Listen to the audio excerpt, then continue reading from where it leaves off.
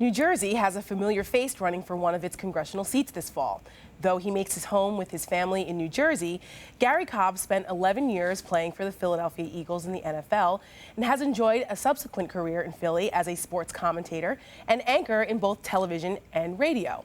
He has also remained actively involved with youth organizations and nonprofits in both the Philadelphia and South Jersey communities. Gary is now turning his sights, however, toward reform in Washington, D.C. as the Republican candidate for New Jersey's 1st congressional district. If elected, Gary hopes to focus on issues like securing the border, cutting taxes, and getting the healthcare system, the IRS, and the VA under control. Joining me now for tonight's Q&A is the man himself, Gary Cobb. Welcome. My pleasure. Nice being here with you. So that is quite the list. So why now? Well, now because I think it's needed. I've had times in my life when I've had my dad, my mom, other people in my life step up and do things. I think as our generation right now, we really, I don't think, are doing a great job of handing down to our children and grandchildren a choice, a better America than we got. I look ahead, look behind, look at my parents, and they lived their whole lives. They've lived their whole lives trying to provide a better opportunity for us. They wanted their kids to do things they never dreamed of doing. And so I want to do the same thing for my kids and for other people's children.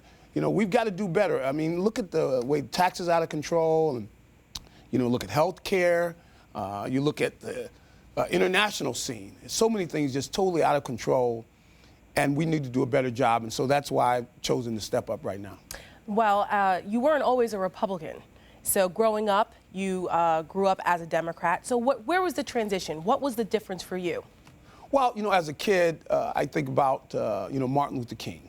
I remember as a youngster going to the white-only, either bathrooms or going to get a drink of water, and it's the white-only thing, like as a little kid, because I was born in North Carolina. Now, when we moved up, my mom and my dad, they always talked about, the different things that needed to be changed. And during the 60s, it seemed like, the Democrats were the ones doing things, even though the Republicans really were probably more involved in the votes that put over like civil rights and that sort of thing. But I figured, well, if you're black, you're a Democrat. But after getting older, looking at some of the things that happened through that time, because during the 60s, they started the eliminate poverty, going to, eliminate poverty. Right, the Great Society. You had the Great Society with LBJ and everything.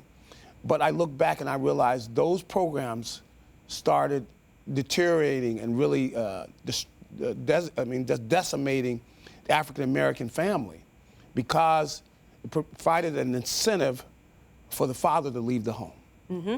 And that has been traumatic. And we see, decades later, at how it just wasn't the answer. In fact, it made things worse. Mm-hmm. Because when the dad leaves the home, the discipline for some of the boys, the mom can't handle the boys.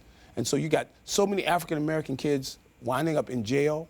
And this has been going on for decade after decade. Now, you figure the Democrats at some point would say, you know what, we made a mistake. But you don't see that. I wouldn't hold my breath.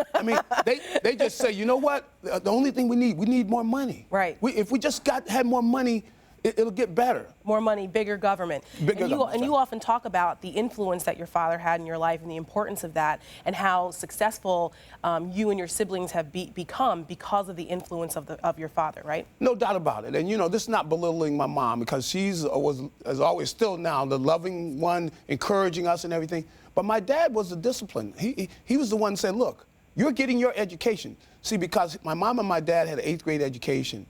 And when he went to the Army, he saw that the only people they promoted in the Army were the guys that had a high school diploma. So when he got out of the Army, he went back to school, got his high school diploma. And he said, you know what? My kids are going to get their education. So we had to stand up at the dinner table at times, after we looked at the encyclopedia and talk about what we read out of the encyclopedia. We had to start learning how to speak. He would correct us when our language was improper. And now, my older brother went to Dartmouth. I have an older sister went to Dartmouth, who is a teacher up in North Jersey. I went to USC. I have a younger sister, went to University of Connecticut, and she works with the Hartford. I have a younger brother who's an aerospace engineer, went to Cornell. Another younger brother who went to New York University. All my brothers and sisters went to school. And we weren't anything so special, but we had two loving parents. My dad was there. And you look at all of the communities throughout the United States where you got the families just decimated. And again, it was Democratic policies that did that. And they pretty much have been running those cities. You got crime out of control. You have, basically kids dropping out of school. And all this going on, but not one. I haven't heard any of the Democrats say, you know what? We made a mistake. We really care about these people, so we're going to change things. So what I want to do is see some of those programs change. Really quickly, we have 30 seconds. Okay. In your district in New Jersey, Congressional District 1, that was occupied by Rob Andrews. He's a Democrat. It is a Democrat seat. What do you think you're going to be able to bring to that? You've got David Norcross, I believe, is your opponent, entrenched in Democratic politics. Harry Reid came in. He's fundraising for him. What are you going to bring to that district that will get people to vote for you to overcome that Democratic? Well, we're going to change some of the programs. We're going to come in and we're going to get people involved. We want less government.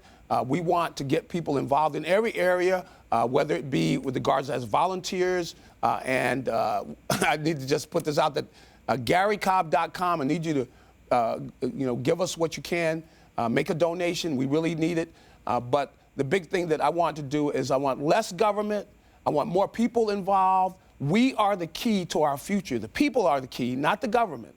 People in our communities are the key. And so I want to see some differences made, but we got to get people back to work. We got to give small businesses a chance to succeed so they can hire people, so we can get people back to work. Well, that's a great message. Gary, best of luck to you, and thank you so much for joining me tonight at the table. Thank you. My pleasure.